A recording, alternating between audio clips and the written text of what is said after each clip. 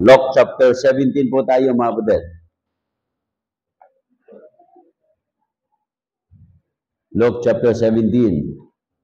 Pag nakita na, maaari po tayong tumayo at tayo po ay magbasa ng salita ng Diyos.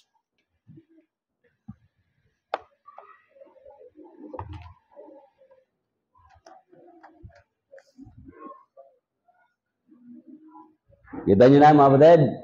Okay, verse 1 to 5. We are going to read the word of God responsibly. Then said he unto the disciples, It is impossible, but that offenses will come. But woe unto him to whom they come.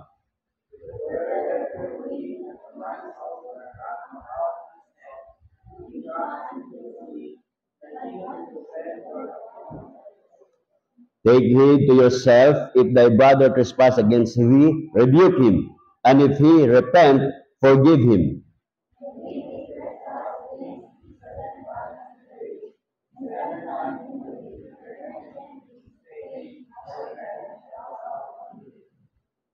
Verse number 5, lahat po tayo. And the apostles said unto the Lord, Increase our faith. Tayo po ay manalangin. Our gracious and heavenly Father, we thank you so much for the reading of your words this morning. I pray the Father na kayo po ay mangusap sa puso't isipan ng bawat isa sa amin. Huwag po kaming alis na hindi po namin taglay ang mga pagpapalang spiritual. Lahat na ito aking dadalangin. Pinapasalamatan sa matamis sa Panginoon Kristo Jesus, sa aming Diyos sa kapaligtas. Amen. Please be seated. Ang mensahe ngayong umaga is all about increase our faith. Dahil yan po sa verse number 5, sabi po ng mga lagad, increase our faith. Mahalaga po mga kapatid, yung tinatawag na increase. Pag kayo po ay nagtatrabaho at matagal na kayo nagtatrabaho doon sa pinagtrabahoan ninyo, ano pong demand ninyo? Increase. O, di ba? Increase your salary. Pag kayo po ay nag-aaral at kayo naman ay nagtudo sa pag-aaral, yun po yung kalawikaan natin noong unang kapanahonan na nagsusunog ng tila. Ibig sabihin, literally, kayo po ay post-post na pag-aaral. Pagkatapos binigyan kayo ng guro ninyo ng mababang grado, ano sabihin nyo? Increase your grades. Pag kayo po ay merong negosyo, involved kayo sa sales, halos araw-araw sinasabi mo, increase our sales. Meron bang magninegosyo, sabihin mo, decrease our sales? Sige nga. Wala eh. Kahit yung mga tao nandyan sa vulcanizing, laging sinasabi niyan, hari nawa ay may maplatan ngayong umaga, ngayong araw. Ang panalangin niyan, laging may maplatan. Kasi pag walang naplat, anong re-repair nila? Wala, di ba? Ito na ang malala. Ang mga hospital, laging nagdidiman yan ng increase. Gusto nila maraming nagkakasakit. Kaya yung mga doktor, sasabihin nila, wala pong bawal. Ako nga, tinanong ko sa doktor, Dok, ano po pong bawal sa akin? Ano sabi ng doktor? Bawal ho ang hindi masarap. Ba, okay ah. Sabi ko, di ba Dok, delikado yan, nakakataas ng cholesterol yan, nakakadiabetes yan. Hindi, may gamot naman eh. O, kita mo? Kasi nga kinakailangan, pupunta ka doon kasi pag wala pong pasyente, wala pong magpa-check up, walang pera yung mga yan. At adigit sa lahat, yung may mga negosyong purinarya, nagpe-priyan, sana may mamatay ngayon. O, di ba? Kasi pag wala pong mamatay, wala pong binta yung kabaong nila. So, everybody wants increase. Teachers lang ang ayaw. Panginoon, sana po, kunti lang estudyante ko. Kumunti yung mga makukulit. Gusto nila, kumunti eh. Di ba po? Miro bang teacher magpe-pray? Sana po dumami yung mga kukulit ng mga estudyante. O, wala eh. Sila lang yung nagdi-decrease. Okay? So dito po mga kapatid, sabi po ng alagad, increase our faith. Napakalaga po mga kapatid yung pag-increase ng ating pananampalataya kasi dumarating sa buhay po natin, tayo po ay nanghihina along the way. Yung pananampalataya po natin ay bumabagsak po yan. Kaya po sa Biblia, marami po mga tao dyan na mga halimbawa po. By the way, what is faith? Ang faith po ay makita po natin dyan po sa Hebrews 11. Ano sabi po ng chapter 11? Verse number 1, Now faith is the substance of things hoped for. The evidence, ebidensya po yan ng mga bagay na hindi mo nakikita. Hindi mo nakita na mayroong utak ka pero niwala ka na mayroong kang utak. Naniniwala ka na mayroong Marianas Trench na hindi mo pa napuntahan pero naniwala ka. Naniniwala ka na mayroong Bermuda Triangle. Bakit nasikat yung Bermuda Triangle? Wala bang Bermuda Square o Bermuda Circle? Triangle yung sikat eh. O naniniwala ho tayo dyan. Wala pang nakita sa atin ng hangin and yet we believe air. At yung hangin na yan, minsan dumarating sa buhay natin, tayo rin yung mahangin eh. O, di ba? Tayo yung mahangin. Pag nakita mo yung tao, ano sabi mo? Nandito na naman yun, no? Umahapa yung mga halaman, ha? O, dumadaan pa lang yung tao, eh, niloloko mo na, eh. O. Kaya dito po, mabadad, faith is the substance of things hoped for, the evidence of things not seen. Pag sinabi po nating substance, it's all about assurance. Pag sinabi po nating of things hoped for, ibig sabihin, ina-expect mo yan. Naniniwala po tayo na meron pong Diyos na hindi po natin nakikita. Naniniwala po tayo na mayroong langit na hindi pa po natin nakikita. Naniniwala tayo na mayroong Pluto, mayroong Antares, so on and so forth of heavenly bodies. And we believe universe na nag-exist na hindi mo man lang nakita. Nakuha niyo mabudid? Naniniwala tayo na ang Pluto napakaraming araw. Naniniwala tayo ang Pluto napakaraming buwan. Ngunit, yung ano nga lang, ang mundo natin, sabi nga nila, 4 daw ang buwan. O, sabi ko, bakit 4 ang buwan? Kasi merong new moon, merong full moon, merong quarter moon, at merong half moon. Bay, 4 ang buwan nga naman, ano? Pero isa lang po yan, ayon sa kanyang circle. Okay, rotation. At tayo po yung naniwala na itong mundo na ito ay tumatakbo po ito, na hindi nyo po alam kung gaano kabilis ang takbo. Siguro si Marion, ang pinakamabilis sa takbo niyan, 180. Natakbo mo na, Marion, 180? Huwag mong awayin, Hana. Baka may takbo ng 200 yan. Oh, di ba? Tuwin, ano? Inaway. Akalain mo yung nakasakay ako sa, sa Innova. 160 yung takbo namin. 160. At yung nagmamaniho, nagtitext pa. Sipin mo yan. Sabi ko po doon sa nagmamaniho, Pastor, maliliit pa po yung mga anak ko. O sipin mo, 160 yung takbo. Naitakbo ko yung pick-up ng 160. Parang parang tawag doon, hindi siya stable. 160. Noong pandemic po, kasi nakakaalis po ako dyan mag-isa, yung mula EDSA hanggang doon sa Cavitex, wala pong katao-tao yan.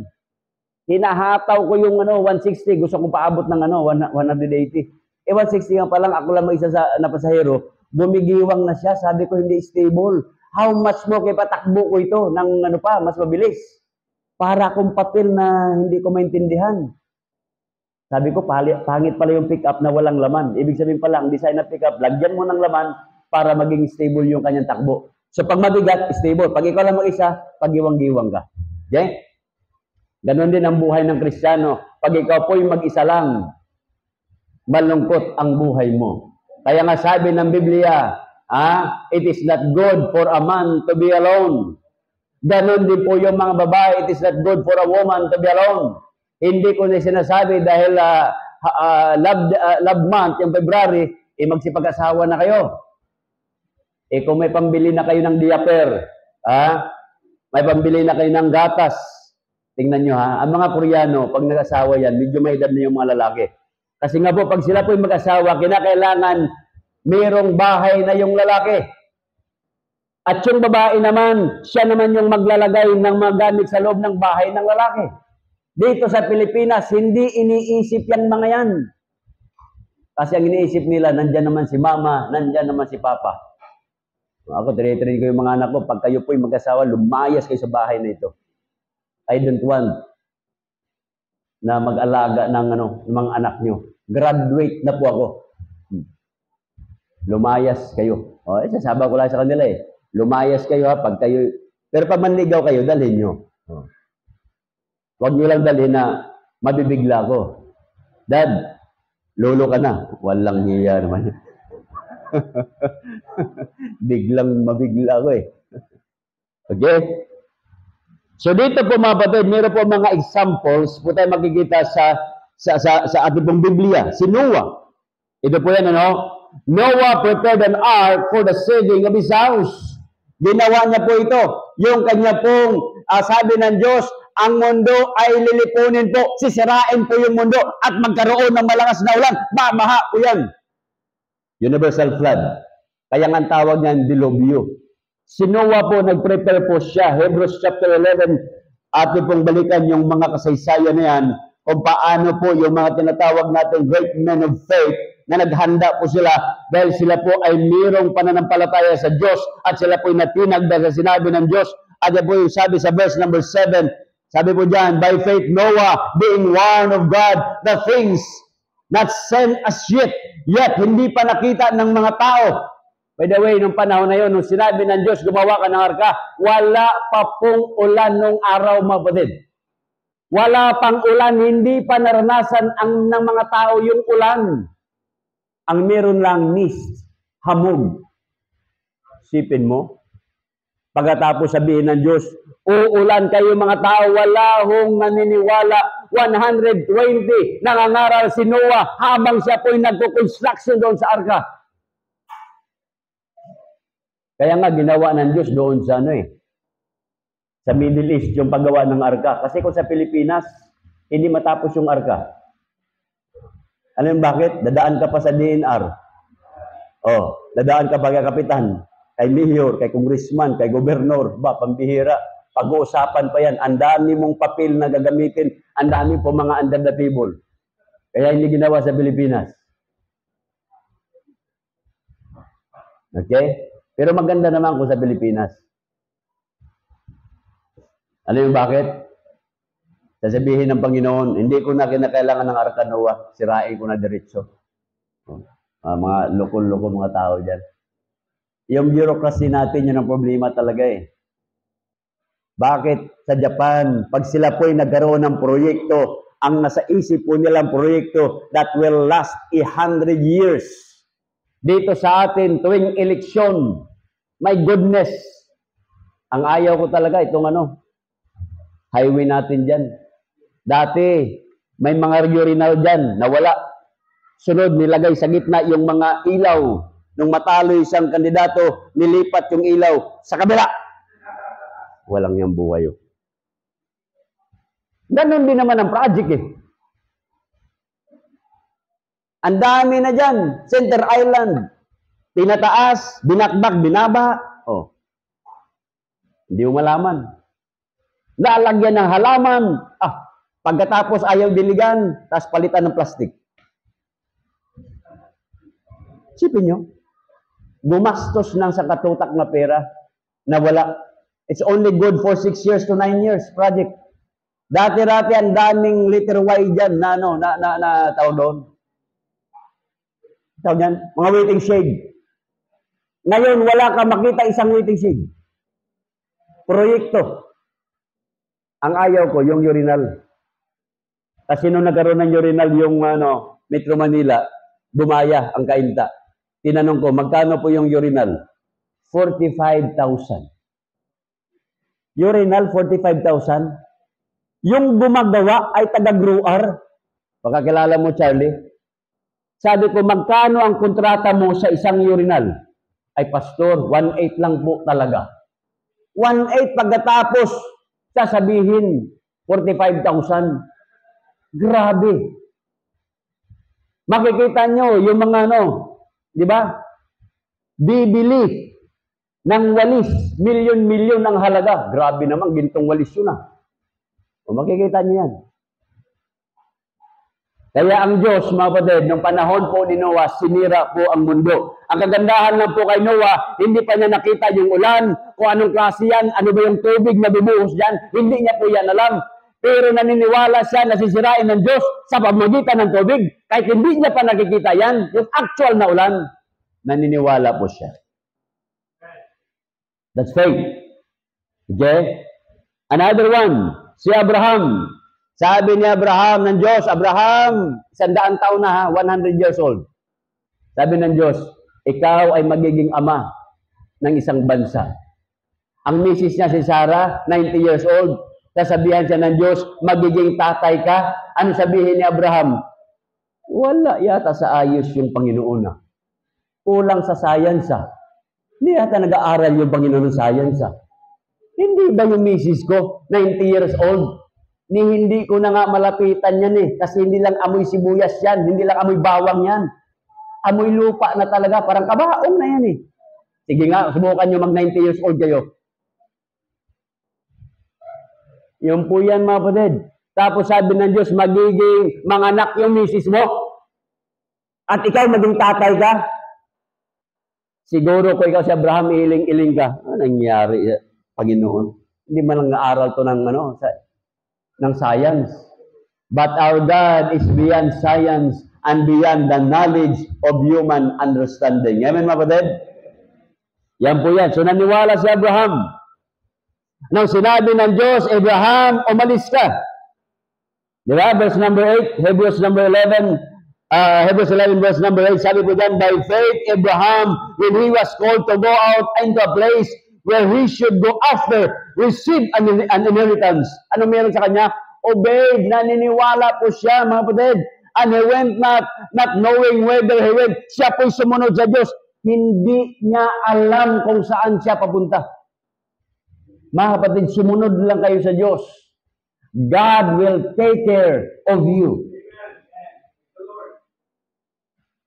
Ang Diyos natin, di ba? Meron tayong kanta dyan, trust in the Lord. Trust in the Lord, meron tayo. Meron tayong kinakanta dyan. Kanina, kinakanta ng mga merry ladies, only one life, so soon will pass. Only what's done for Christ will last. Kung ano yung ginawa mo sa Panginoon, it will last. Kita mo yung mga tao, di ba? Nagpakadalubhasa sa pag-aaral, yung kanilang, anong tawag dyan, harapan ng kanilang opisina, table nila, ang dami pong mga doctorate dyan. Namanghang ako sa Paite. Pumunta po ako doon sa may-ari po ng ng tao doon, yung Paite Polytechnic, na yata ngayon. Si Dr. Kagandahan. Merong nakalagay doon. Doctor of Literature, Doctor of Humanity, Doctor of, ang daming Doctor of Philosophy, Doctor of Education, ang daming doctorate niya. Ang tanong ko sa kanya, Doc, are you happy? Anong sagot niya? I hate it. Ayaw ko. Sabi ko, bakit?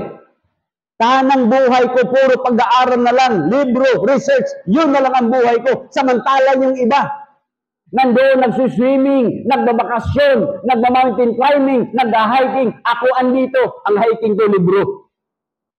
Ang swimming ko libro. Ilang birthdays ang hindi ko natinan. Ayaw niya. And yet, ginawa niya. Kita niyo mga kapatid?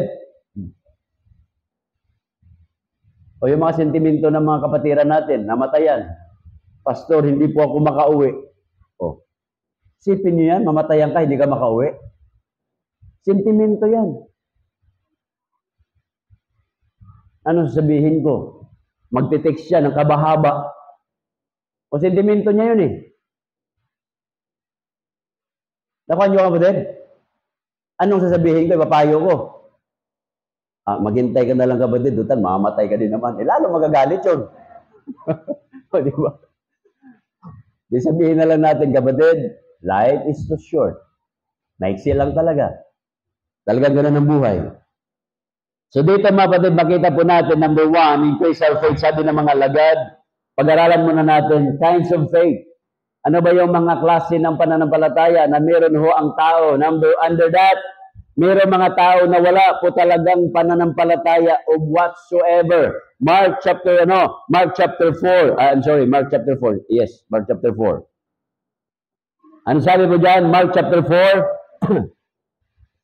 Verse number 40. Ang sabi po dyan, and he said unto them, why are ye so fearful? How is it that ye have no faith? Bakit wala kayong pananampalataya at maraming tao ngayon wala pong pananampalataya sa Diyos? Ang tao po, tingnan nyo ha, sa Pilipinas na lang, alam nyo pananampalataya? Pagdating ng Holy Week, ano yung pananampalataya ng tao? maglalakad yan sa kalsada, barefooted. Tinawag nilang ano? Pananampalataya yan. Di ba? That somehow, some way, along the way, or whatever, that God will be pacified, God is pleased dahil doon sa kanilang ginagawa. Yung iba naman ay aakyat sa mga bundok at sikat na akyatan dyan yung Banahaw. At yung iba naman, galing pa ng Bicol, pupunta ng Pangil at iigib sa tubig doon. Dahil yung tubig na yon, pag ininom, dahagaling ka. At yung tubig na yon, pag Lunes, Martes, nandoon yung mga naglalaba at higit sa lahat, ako kapastor kong tao, doon, naliligo pa ako. Dudura ka doon, yung mga bata iihi doon, magsasabon ka doon, kinalingguhan, iigib sila at iinumin nila. Holy water. Nakuha niyo mga budel? Ngayon, mas malala kasi may sunrocks na. May downy pa. May shampoo na ang tao ngayon. Nung panahon namin, that is 28 years ago, mas malinis-linis yun. Pero ngayon, iba na. And yet, people are coming dahil pananampalataya yan. Yung iba naniniwala sa mga bato. Yung iba naniniwala sa kahoy. Ang iba naniniwala sa hangin. Kaya nga, nababanggit ko lagi sa inyo, yung lolo ko, pagkakabilugan ng buwan, yun po ay maghahandog po doon sa kanyang palayan. At siya po ay magkakatay ng baboy, magkakatay ng manok, at ihandog niya doon. Lulutuin niya. Walang asin po yan. At tatawagin niya yung kanyang mga Diyos. Diyos ng itim na hangin, pumarito po kayo sa aking imbitasyon. Pati itim na hangin ni Diyos. Diyos ng punong kahoy, pambihira. Diyos ng lupa, Diyos ng mga daga, Diyos ng palayan, Diyos ng ulap. Ang daming Diyos ng dulo ko. Pero bago namatay naman yun, nasulwiningan ko. Sipin nyo mga baded. Kaya yung mga tao na yon, ang kategori nila, wala talagang Diyos. Kita mo yung mga tao, ngayong Holy Week, dahil walang Diyos, puno yung sibungan. Tulog, patay ang Diyos eh. Yun yung mga tao walang Diyos. Bakit? Akala nila anting-anting yung Diyos. Nung araw, nung sakristan pa ako, pinupuslit ko yung mga hostiya. Sakristan ako. Ni Monsignor Terso Alcala, tiyuin ko. Sabi ng mga sabungero, Bong, ilabas mo nga yung mga hostiya. Alam niyo kung saan pinapakain yung hostiya? Sa manok. Para manalo yung manok. Pambihira. Nananalo nga naman. Sino yung insider na magnanakaw? Ako tagakuha ng hostiya doon. Surigao Cathedral. Pambihira. Mga walang pananampalataya. Maraming tao sa mundo, almost 1/3 of the population of the world, hindi naniniwala sa Diyos. Ito po yung mga tao na mga skepticism. Ito yung mga atheism. Wala talagang Diyos. Kasi ang reason nila, kung mayroong Diyos, bakit naghihirap yung tao? Kung mayroong Diyos, bakit ang tao ay nagkakasakit? Kung mayroong Diyos, bakit hindi pantay-pantay ang tao? Nakuha niyo ba din? Reason. Another one, little faith. Kunti lang ang pananampalataya. Matthew chapter 8 verse number 26, ang sabi po dyan, and he said unto them, why are you so fearful, O ye of little faith? Kunti lang ang pananampalataya. At meron naman mga tao, great faith. Tingnan nyo sa Matthew chapter 15, verse number 28. Then Jesus answered and said unto her, O woman, great is thy faith. Be it unto thee, even as thou wilt. And her daughter was made whole from that very hour. Meron naman tao na napakatindi, napakalaki yung kanyang pananampalataya. Kaya mapatid sa kategoryang ito, saan ka ngayon? Wala, zero talaga. Meron ko konti, o malaki ang pananampalataya mo. Tayo po ang makahusga. Ano naman yung mga hadlang? Roman number 2, hadlang sa pananampalataya. Marami pong hadlang sa pananampalataya, mga kapatid. Ano-ano po yung mga hadlang sa pananampalataya? O na reason. Sasabihin natin, parang hindi makatarungan. Lagi nating sinasabi yan sa reasoning po natin, hindi makatarungan. Para yung bunso ko, sabi ko, anak, 11 years old na yun. Wala na yun dito. Isakit pa eh. Sabi ko, anak, mag-tithes ka. Ano sagot sa akin? Ang yaman-yaman ng Diyos eh. Ibigyan ko pa siya. O kita mo bata, reason yun. Sabi niya sa akin, dapat nga, ako ang bigyan niya eh. Reason yan. Para kayong mga bata, para tayong mga bata pag umakto. O di kinausap ko, anak, yun nyo ha, kaya mahalaga talaga, turuan yung mga anak ninyo. O anak, sino nagbigay ng hangin? Diyos. Sino nagbigay ng lupa na apakan mo? Diyos. Sino nagbigay ng gravity para umapak ka sa lupa? Diyos. O. Sino nagbigay ng araw? Diyos. Sino nagbigay ng mundo? Diyos. Saan ka nang galing? Sa Diyos. O. Sabi ko, magbigay ka sa Diyos. Hindi lahat ng bagay, ikaw lang. O di, maliwanagan ng bata. Di ba po? Pero nung una, reason. Sabi niya, bakit? Kasi sa meron siyang, 100, sabi ko, yung 10 piso, bigay mo sa Diyos. Sabi niya, hindi nga eh. Yaman-yaman na ng Diyos eh. Siya na mayari. Alam niyo reason, di ba? Yun ang problema, kapatid. Gumagamit tayo ng reasoning. Another one, na values, kapatid, ito yung tinatawag na peer pressure. Ano to? When obedience means going against the crowd. Hindi ka in sa barkada mo. Nape-pressure ka ngayon. Sisimba-simba ka. Sarap kaya dito magano, palaboy-laboy lang tayo. Oh. Tingnan niyo, makinig kayo. Unbeliever ako noon. Lagi ko nakwento sa inyo. May girlfriend ako. Sunday school teacher. Choir member. Pero pag linggo, pag sinabi kong pupunta tayo doon, mag-swimming tayo, sumasama siya, iniiwanan niya yung choir, iniiwanan niya yung simbahan niya, iniiwanan niya yung kanyang pagiging Sunday school teacher nang dahil sa akin. One day, naligtas ako. Nung maligtas ako, my goodness, hiniwalayan ko siya. Sabi ko, sira ulo ka.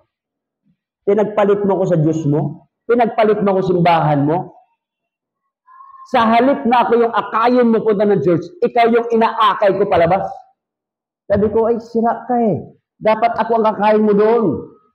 Hindi yung ako mag-akay sa'yo. Alam mo, mapapahamak ako eh. Sabi ko, hindi ka matinong Kristiyano. Hiwalay na tayo.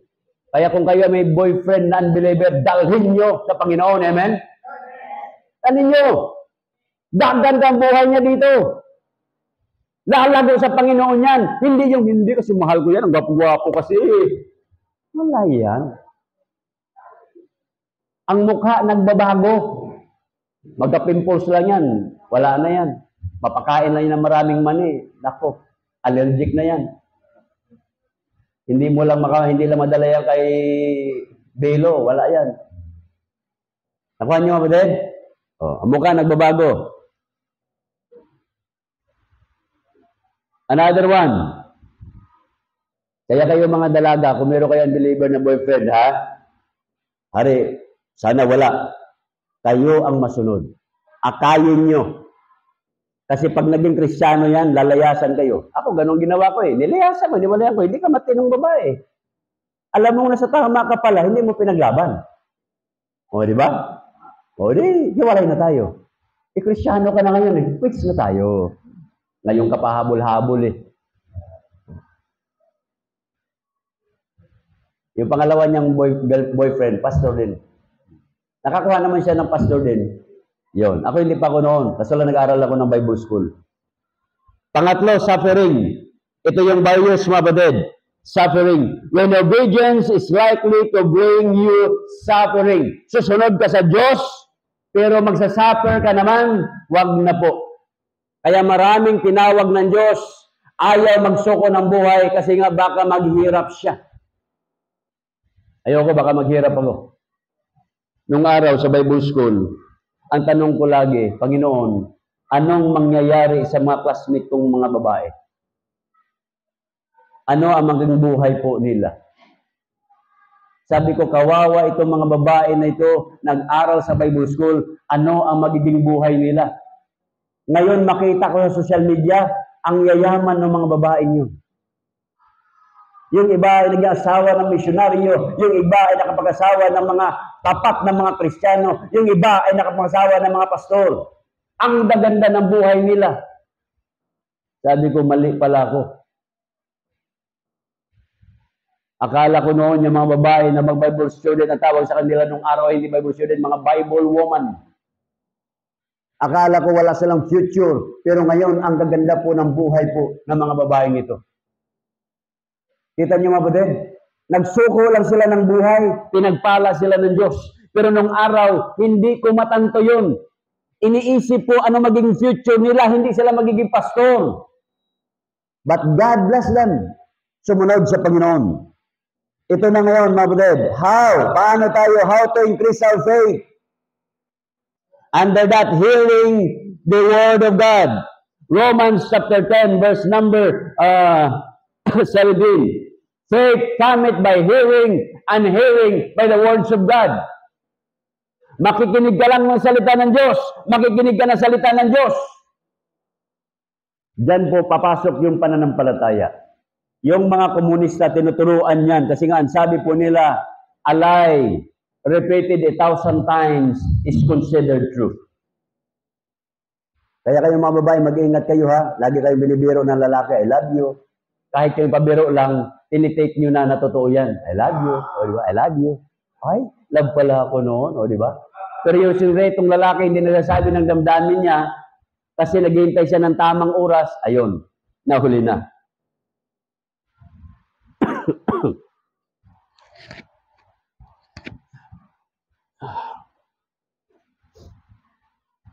So ito mga kapatid, faith cometh by hearing, and hearing by the words of God. As we hear God's word at the church, nandito kayo, you hear the word of God. At habang nakapakinig kayo ng salita ng Diyos, the Holy Spirit will talk to your heart. Mangungusap yan sa puso po natin, mga kapatid. Ano pa? Makikinig kayo ng salita ng Diyos doon po sa ating pagbabasa. Pag nagbasa po tayo ng Biblia, personal study, o kaya kagaya ng ginagawa ko ngayon, audio Bible. Nagdadrive ako, audio Bible. Nagsasaing, audio Bible. Naglalaba, audio Bible. Oh. At least, mayroong mga pumapasok sa isip mo. Ganon po yan, mga kapatid. Ano pa? Believe God's promises to be true. Our faith will increase. We must hear. We must read the Word of God.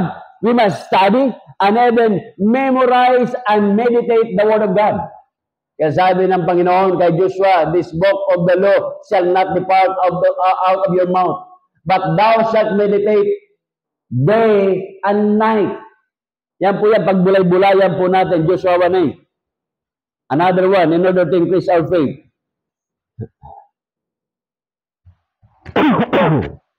Remember, all the answered prayers. Ito mga kapatid, lahat ng mga answered prayers po ninyo. Meron tayong kanta dyan, when answers aren't enough, there is Jesus. Pero how many, gaano na karami yung inyong mga answered prayers? Siguro kayo makapagsabi niyan, di ba? Tayo, kumakanta tayo dito, count your blessings. Those are the product of answered prayers. Count them one by one. Kagaya kay Sister Gamay, nag-celebrate siya ng birthday ngayon. Answered prayers siya. Nakaabot ka ng ganung panahon, di ba? Oh. Kasi between now at saka sa susunod na taon na birthday mo, hindi mo alam kung anong mangyayari along the way. Nakuha niyo mga kapatid?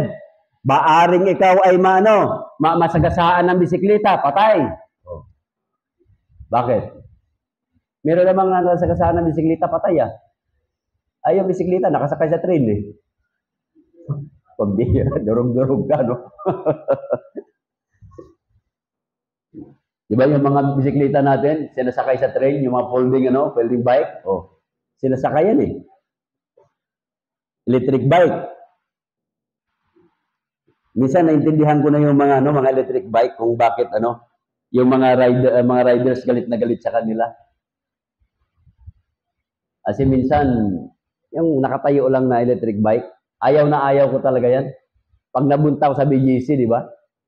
Lalo na yung mga babae na naka-scooter na ganyan, bigla na lang mag-overtake sa harapan mo na hindi mo alam kasi walang sound eh. Pambihira.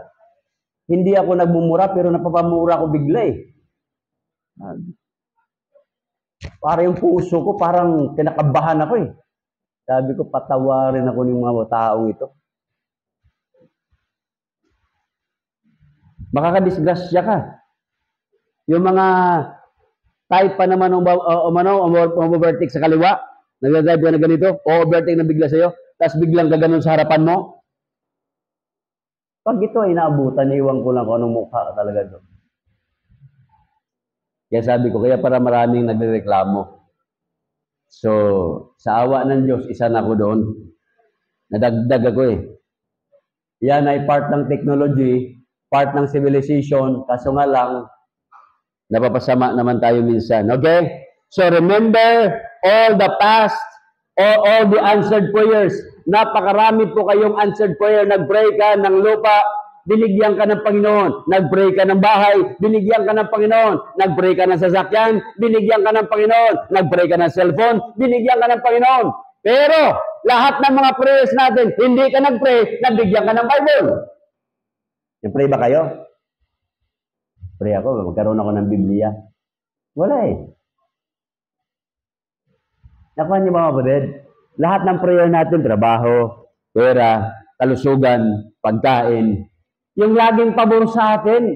Pero pagdating sa spiritual na bagay, bakit kako nangihina tayo dyan na dapat yun ang gusto nating pakainin? Yun po yan mga kapatid. Kaya napakarami na. Dapat ay mag-pray natin. Harinawa, yung aking lolo, aking lola, yan po ay makilala sa Panginoon. Yung aking magulang, makilala sa Panginoon. Yung aking mga kapatid, makilala sa Panginoon. Yung aking mga anak, makilala sa Panginoon. Yung aking mga relatives, mga kasamahan sa trabaho, mga kaibigan, mga klase, dapat yan ay makilala sa Panginoon. Pag yan ay nakita nyo mga kapatid, kaya nga sabi ko sa inyo, sa mga estudyante, hindi naman na sinasabi ko lang, at least malaman ninyo.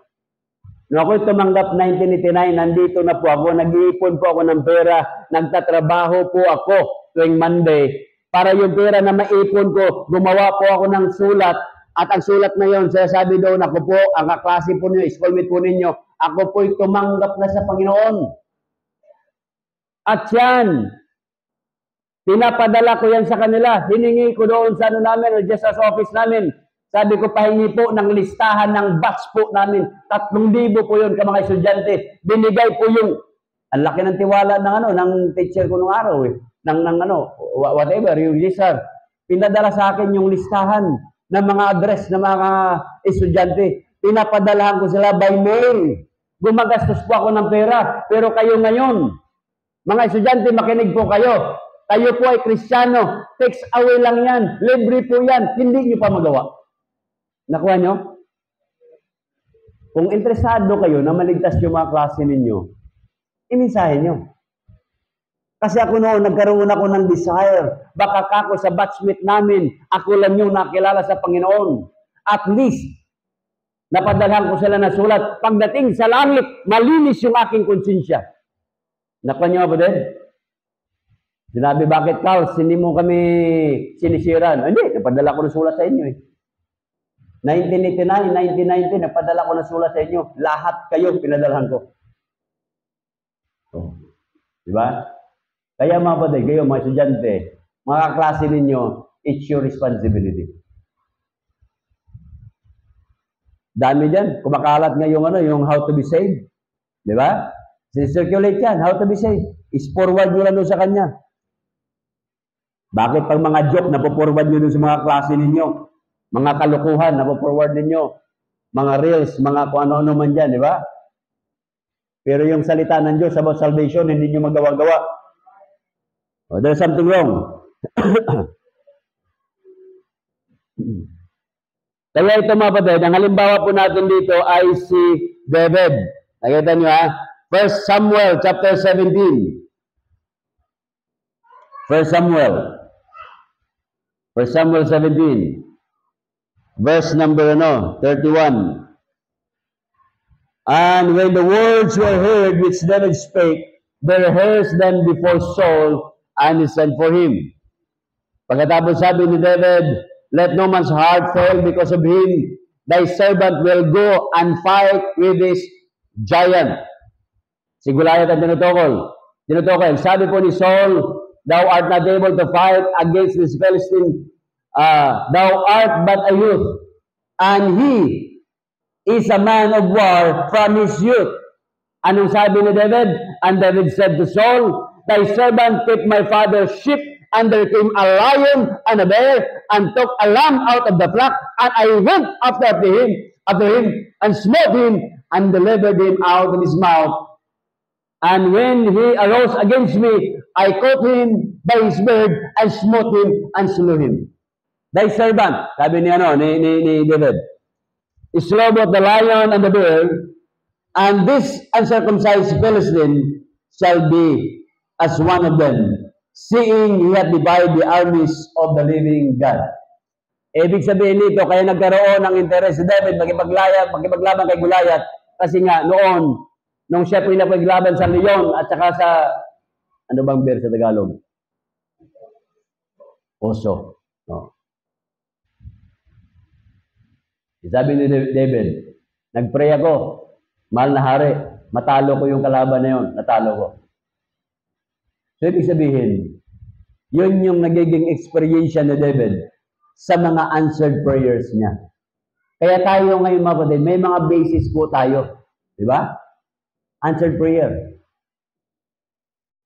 Noong pandemic, sabi ng kaibigan kong pastor, I lost hope. Kumalat yan sa social media. Minsan naging laman siya ng pulpito. Anong klaseng pastor na ikaw ay nawalan ng pag-asa samantalang may Diyos ka? Isipin mo yan. Diadalaw namin. Payat na payat. Ngayon, ang laking mama na uli. Dati-rati, malumalunggay lang siya. Malumalunggay. Ngayon, steak na uli. Oh, sabi ko, ingat-ingat pre. Delikado tayo pre. Oh, sipin mo yan. At mahilig na uli sa Starbucks. Sabi ko, mag-iingat tayo ha. Kasi dyan nagsisimula yung ating, baka mabuso natin yung ating health. Hindi masamang uminom ng kape. Kaso lang, kung umaga, tanghali, gabi at merienda, yun na lang yung laman ng tiyan mo, delikado din tayo. Okay? Dapat kahit konti, meron tayong pag-iingat din. What you are because of what you eat. Sa bagay, laging kasabihan, pag ikaw, sabi ng isa sa mga kaibigan kong doktor, pag ikaw ay maingat at healthy ka, mamamatay kang healthy. Tama. Pag may sakit ka, mamatay kang may sakit. Ang bottom line, mamamatay ka. Wala sa edad yan. Kita niyo si Enrile, na problema siya eh. Enrile, akala ko life is short. Parang hindi naman. O problema siya yun eh. Parang hindi raw eh. Pero pag tinanong niyo si Enrile, anong hilig na pagkain noon? Dining-ding. Damihan lang ng saluyot. Ayos to si Enrile ah. Ang katwiran niya, yung mga saluyot na yan ay parang langis ng tuhod. Okay ah. Ayos pala, no? Parang makina, change oil lang. Oh. Magaling din. Baka totoo. Okay? Another one. Obey God in what you already know. Yung alam mo, sundin mo. Mga kapatid. Alam mo, sundin mo.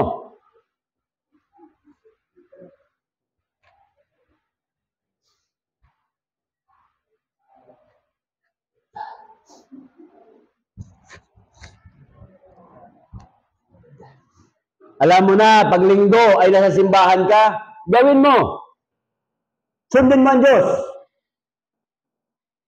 Alam mo na yung tithes mo, pagbibigay sa misyon, pagbibigay sa Panginoon, alam mo na yan, hindi na yan pinag-uusapan. Gawin mo, obey it.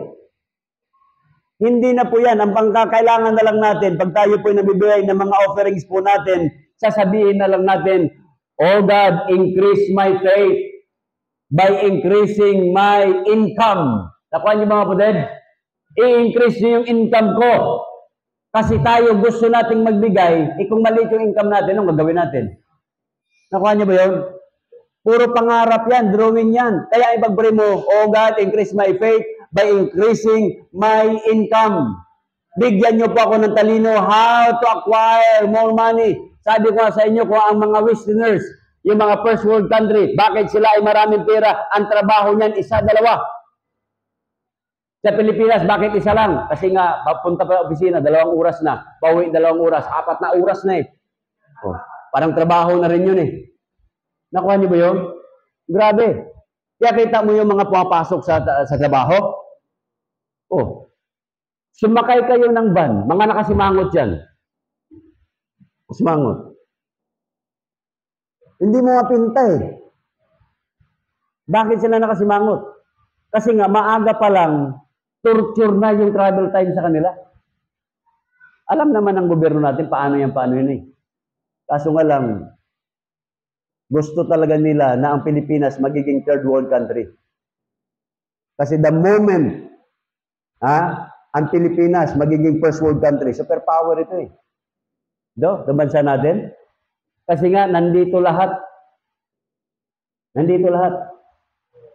Kumain ka lang ng santol, tapon mo yung buto mo. Pagbalik mo after 1 year, tumubo na. Uy, yung buto na tinapon ko Ganun eh. Ang problema lang, pinagpuputol naman yung mga puno natin, ginagawang subdivision, ginagawang gold, di ba? Sipin mo yan. Yun lang. Dito lang sa bansa natin, kung saan yung bahain, doon magtatayo ng mga pabahay, at yung mga mayayaman doon nilagay sa mga matataas na lugar. Anong ibig sabihin noon? Kayong mahirap, manatili kayong mahirap. Kayong mayaman, manatili kayong mayaman. Kaya huwag kayong bumili ng property sa mga low-lying areas. Bumili kayo sa matataas. Kita nyo dito, pag bumaha, abot hanggang dito yung baha, Kaya pag bumaha this year, kawawa yan. Sa Kasibulan lang, nung bumaha doon, sabi ko, milyonaryo na pala simbahan eh. Sa daming basura eh. Yung mga tao, dahil kilala yung television ko noong araw na malaki, di ba? Binalik, "Pastor, television nyo po." Ang bihira, layo-layo na nilang pinag-television eh. Yung electric guitar ko, binalik, "Pastor, electric guitar nyo po." Aman, layo-layo na rating ng electric guitar na yun Ayos binabalik ng mga tao eh.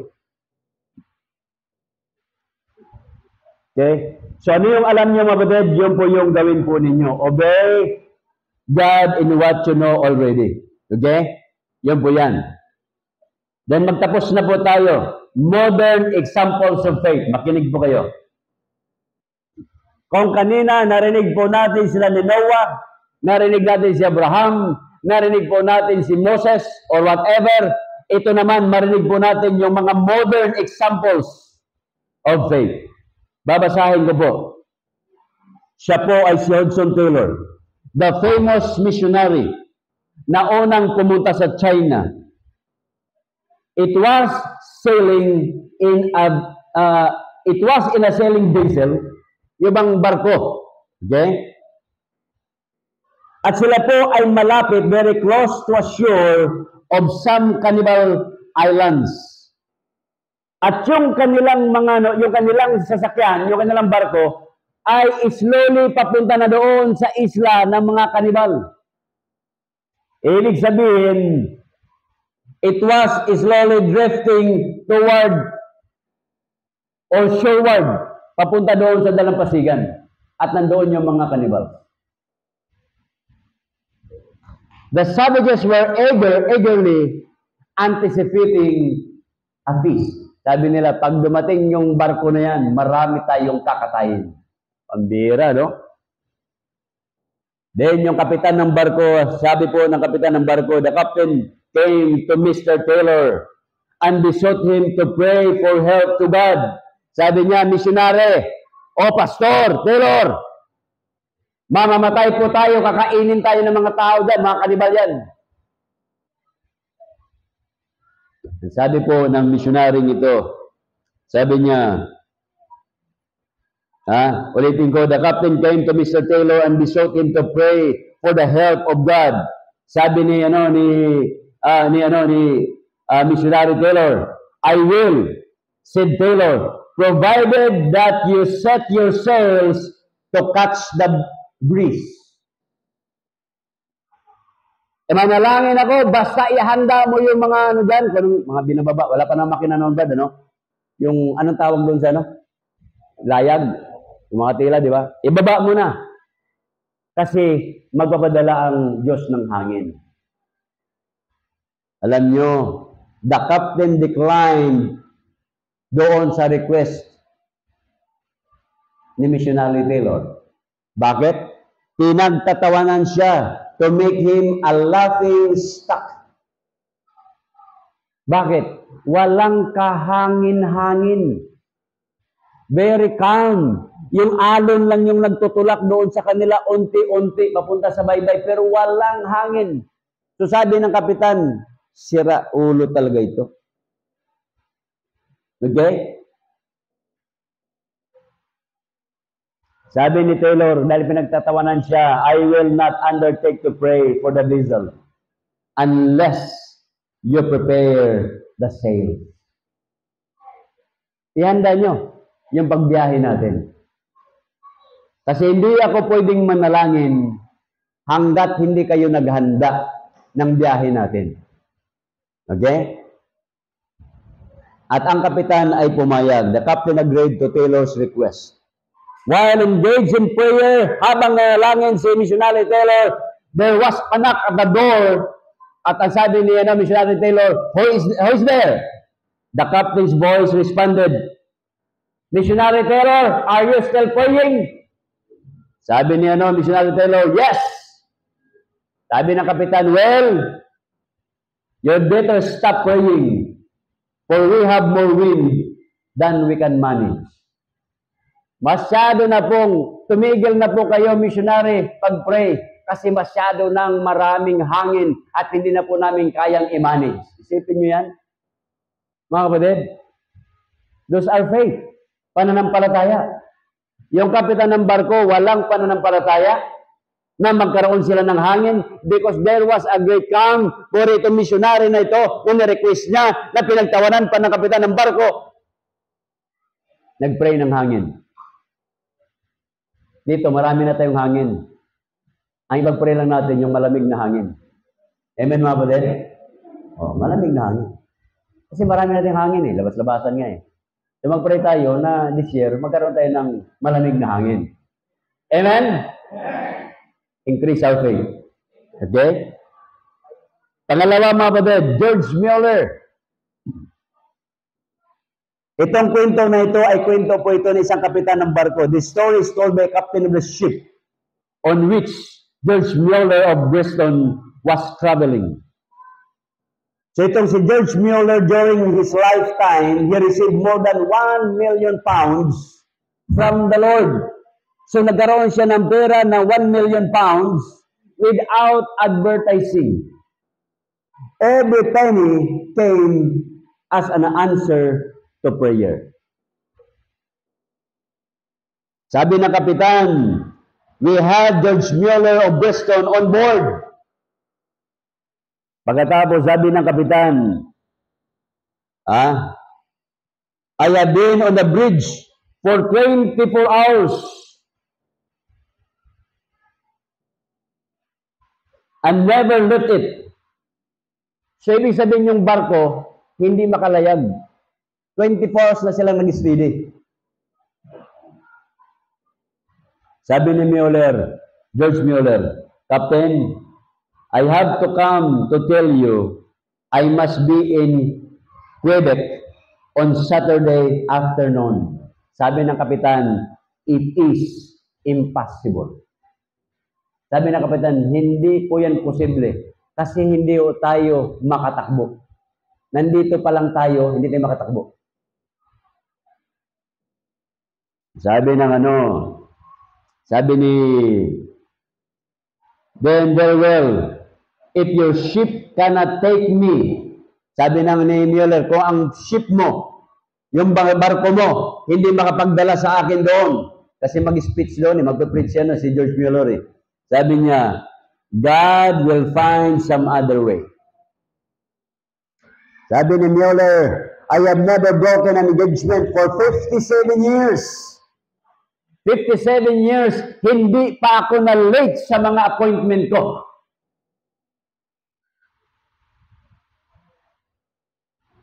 Sabi ni Mueller, let us go down into the chat room and pray.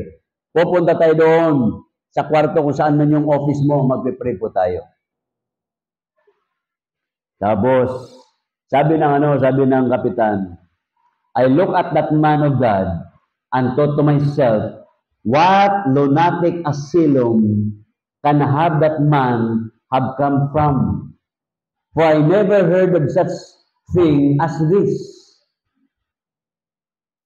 So sabi niya, sira ulo yata itong George Mueller. Hindi nga makatakbo eh. Oh. Lunatic ang sabi ng Sabi niya, Mr. Mueller, do you know how dense this fog is? Hindi natin makita yung surrounding dahil sa laki o sa kapal ng fog, kaya hindi tayo makatakbo. Ngayon kasi yung mga barko, kahit may fog yan, nakakatakbo yan. Nakuha niyo mga kapatid? Iba na kasi ngayon, di ba? Kaysa noon. Sabi ni Mueller, no, Mueller replied, my eye is not on the density of the fog. Yung mata ko, wala doon sa kapal ng fog. But on the living God who controls every circumstances of my life. He knelt down and prayed one of the most simple prayers. When he had finished, I was going to pray. Nung matapos si George Mueller, simple lang ang panalangin ni Mueller. Diyos, alisin niyo po yung fog na yan. At yung kapitan ay manalangin na, sabi ni George Mueller, huwag ka nang manalangin, hindi ka naman naniniwala eh. Kita mo, magkasama kayo sa prayer meeting pagkatapos mag-pray. O, di ba? Sabi ng tatay, anak, punta tayo sa prayer meeting. Sabi ng anak, tay, anong pag-pray natin? Alam mo naman, anak, farmer tayo eh. Mag-pray tayo ng ulan para makapananim tayo. Nung palisan ng bahay, aba, yung anak, dala-dala ng payong, dala-dala ng raincoat, at dala-dala ng buta. Sabi ng tatay, bakit may dala ka niyan? Di ba punta tayo sa prayer meeting? Pipray tayo ng ulan. Sabi ng tatay, huwag mo nang dalhin yan, hindi uulan. O kita mo, mag-pray ng ulan, patas hindi niwala. Nakuha niyo ba yun? Pipray ka ng trabaho, Lord, sana po ako ibigyan mo ng trabaho. May nag-offer sa iyo. Pastor Ariel Buhayang, pumunta sa bahay ko, frustrated. Nagbabasa ako ng Manila Bulletin. Sabi ko, problema mo, gusto ko sana maging missionary sa Congo. Na-decline ako. Madali yan. Ito, binulugan ko. Applyan mo. Alas 3 ng hapon yon. Tinawagan niya. Anong sabi? Pumunta ka ngayon. Hindi na po ako makaabot, alas 3 na. Hintayin ka namin habang sa dumating ka. Pumunta siya doon. 3, dumating siya doon. 6, sa Makati. Tinanggap siya. Sabi niya, tuwa, pumunta rin sa bahay. Mga alas 9 ng gabi. Pambihira, natanggap ka kagad ako. Yan ang kalooban ng Diyos. Magiging working missionary ka. Oh. Working missionary. Anong ginawa niya? Sabi ko, pagdating doon, may mga simbahan naman doon sa malapit sa Dubai siya eh. EUE bang tawag doon? Sabi ko, UEE, okay, baliktad, okay. Sabi ko doon, mag-attend ka muna doon. Mag-Sunday school teacher ka. O kita mo, wala pang 6 months sa Sunday school teacher, inoperan siya ng isang gawain. O di naging pastor. May mga bagay na ang Diyos gumagawa ng ibang paraan. Huwag natin ipilit yung ating paraan. Amen, mga kapatid? Kasi baka kako, tayo ay, kaya nga ito si George Mueller, sabi ni George Mueller, tapos na ako manalangin, sabi ng kapitan, ako naman po ang manalangin. Sabi ni George Mueller, huwag ka nang manalangin, hindi ka naman naniniwala eh. Alam niyo, mga kapatid,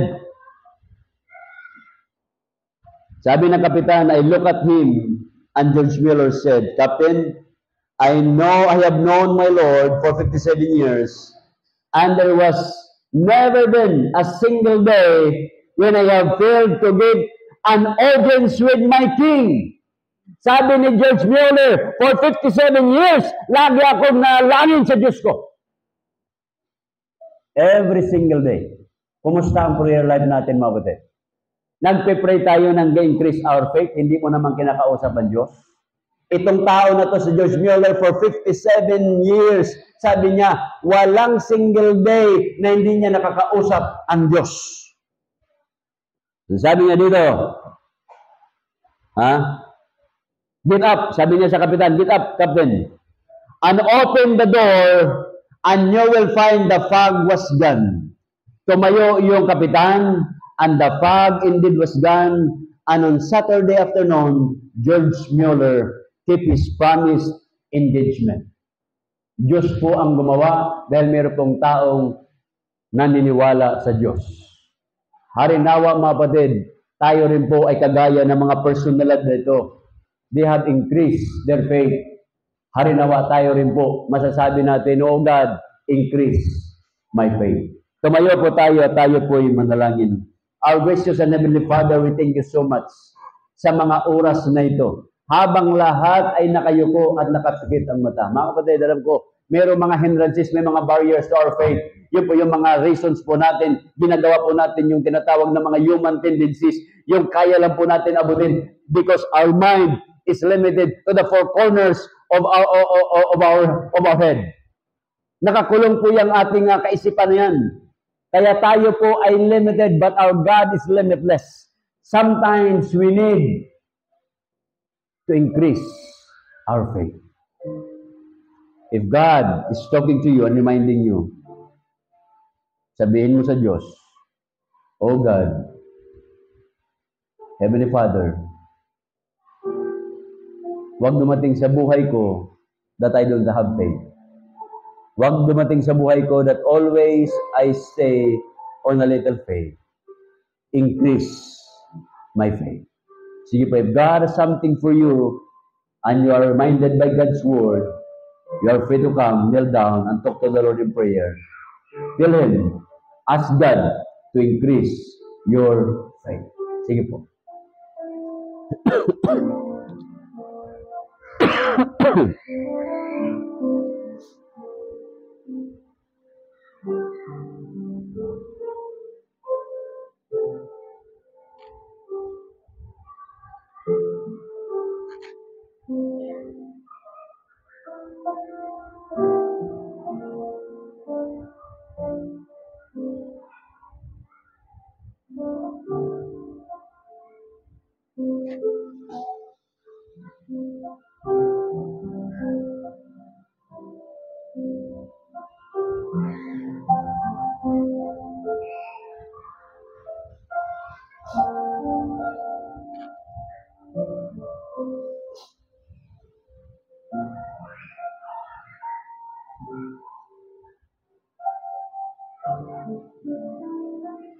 Heavenly Father, we thank you so much sa mga palaala po ninyo.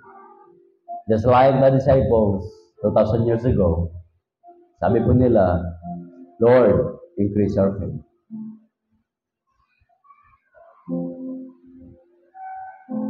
Sa panahon po natin, ganun din po mga kapatid. It's the same. Dumarating sa buhay na yung ating pananampalataya ay sinubok. Down tayo sa ating pananampalataya.